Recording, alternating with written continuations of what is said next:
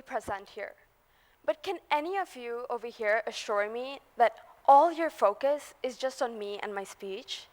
That you're not thinking about what you're going to do after this event, or what you're going to have for dinner, or maybe just something as simple as, is your seat comfortable enough or not?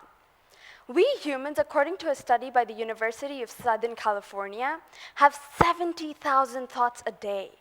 That's 50 thoughts a minute. That's way too much thinking going on in our heads.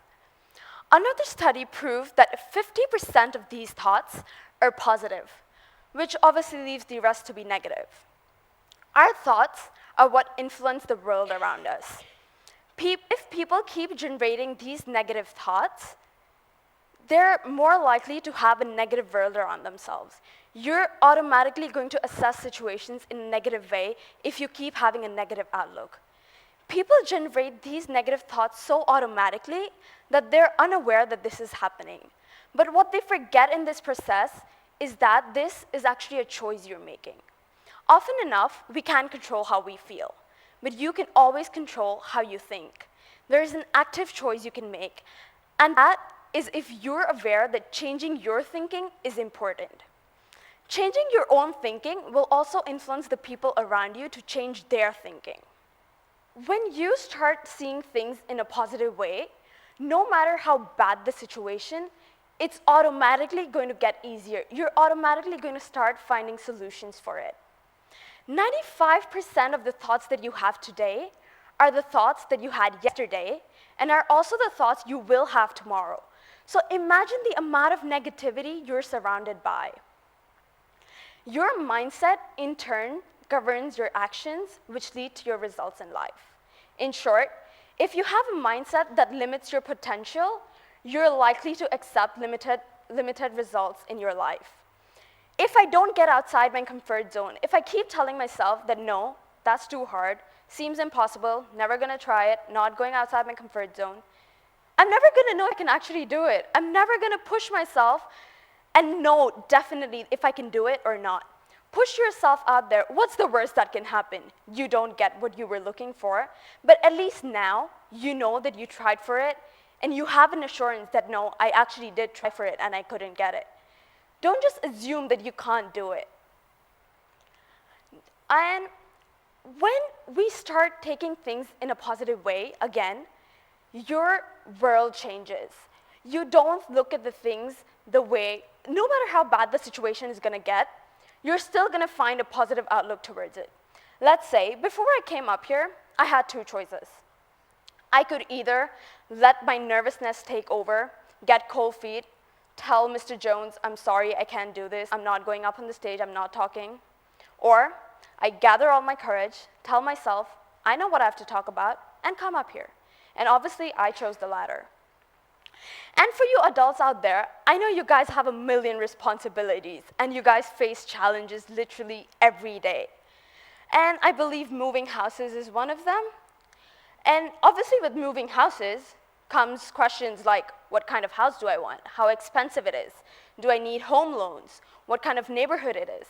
And while going through the process, there'll be a point where you want to give up. You're just going to say, you know what? I'm not doing this. I'm happy in the house I'm living. I don't want to get a new house. But focus at your end goal. Focus at the fact that once you overcome all these hardships, you're going to get the dream house that you actually dreamt of in the first place. And for students like me, let's say I fail a test. Again, me doing A-levels right now, I have the opportunity, or let's say I have the choice to drop out. I can drop that subject and opt another subject, or just drop that subject completely and not do anything else. But I also have the choice to start working harder for it, to start revising even more than I actually was doing before, or in some cases, I can even hire a tutor. And trust me, you're gonna see the result in your next test. If you keep having this negative thinking, in the future, in the long run, you have very high chances of going through depression or just increased levels of stress. And this leads to heart diseases, strokes, diabetes, obesity. And I'm pretty sure none of us want that. Now, what really worries me today is how media portrays news towards us. This is the same story of the same newspaper, but with two different headlines. One, Trump softens his tone. Another, Trump talks tough on wall. Before even reading these stories, they're the same story again and the same newspaper. But before even reading the story, I'm already going to have a biased opinion about him and about what he's doing. I haven't even read the story yet, and I'm already going to have a negative outlook towards it just by reading the headline. This over here is again the same. Same newspaper, same story. Kenya moving in the right direction, Kenya heading the wrong way. They literally contradict each other.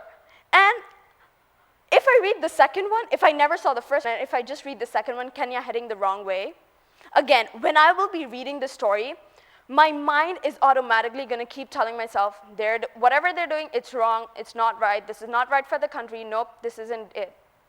I don't even know what the reality is. I'm just seeing one side of it. My opinion about the story entirely depends on the headline. Here, these are two different media handles talking about the same story again.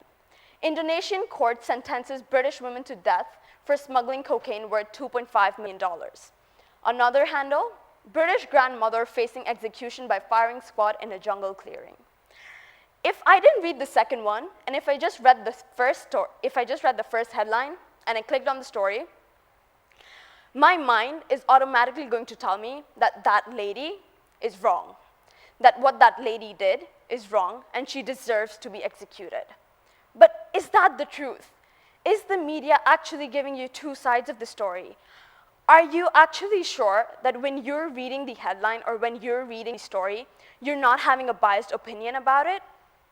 Think about it. The media itself is spreading so much negativity that you're automatically starting to see things in a negative way. I have one question for the youth today, which obviously does include me. Why are we so dependent on social networking sites? These are a few posts I come across every day on my newsfeed, be it Facebook, Instagram, Twitter, Tumblr, it's all over. And one thing that I don't understand is why do I need these anonymous strangers on the internet to tell me how I should be feeling about myself or how I should be assessing a situation?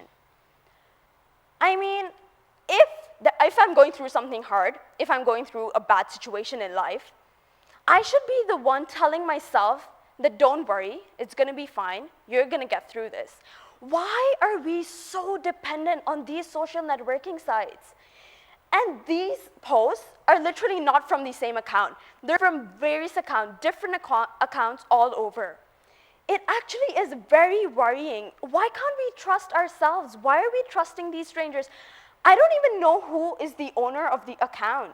And I'm trusting that person because that person told me that, oh, don't worry, you're going to get through this. Why can't I tell myself the same thing and trust myself? To conclude my speech today, I want to tell you guys a few things that you can think about when you go through a hard situation. First, control your response. We humans have the tendency to react. The moment I hear something, I want to react. I want to give my opinion about it. But we all need to calm down and relax. You need to assess the situation. Look at different point of views. Look at the whys, hows, when, what, where. And tell yourself, is you seeing it in a negative way going to affect you in the next 5 years? Or if you think this is something negative, is this particular situation actually benefiting someone? Maybe it's not benefiting you, but it might be benefiting someone else. Think about it. We should stop reacting to things the moment we listen to them. Take a moment to assess situations. Secondly, learn from negative situations. No matter how hard the situation, you're going to come out of it. And once you come out of it, it's not going to ruin you. It's just going to mold you to be a better person. It's just going to teach you a life lesson that you maybe didn't know before. Or if you didn't, if you did know it, you'll start implementing it now. You'll start implementing it after actually going through it. So learn from the negative situations. It's always going to teach you something. It's never going to, even if it takes something from you, it's giving you something back in return, and that is the value, and that is just teaching you how to live a life. And no one has a perfect life. No one has perfect situations going on. Everyone is going to go through negative situations at one point or the other. Thirdly, if you make a mistake, admit it. I personally am going to be honest, I hate admitting if I made a mistake. I just tend to ignore it. No, I'm sorry. No, I didn't do it. No, I'm not doing it. I didn't do it. But we humans, we should start admitting to our mistakes. It's automatically going to make the situation better. If you made a mistake, you realized it, think about the next step. Think about the fact that what are you going to do next? What are you going to do to make it better? If we start admitting it, it's automatically going to change others' point of view towards you and your own point of view towards the situation. And again, it's nothing to be ashamed about. All of us over here do make mistakes. And to end, and basically what my whole speech was about, maintain a positive view. Your maintaining a positive view is automatically going to make your world a better world than it already is. Thank you.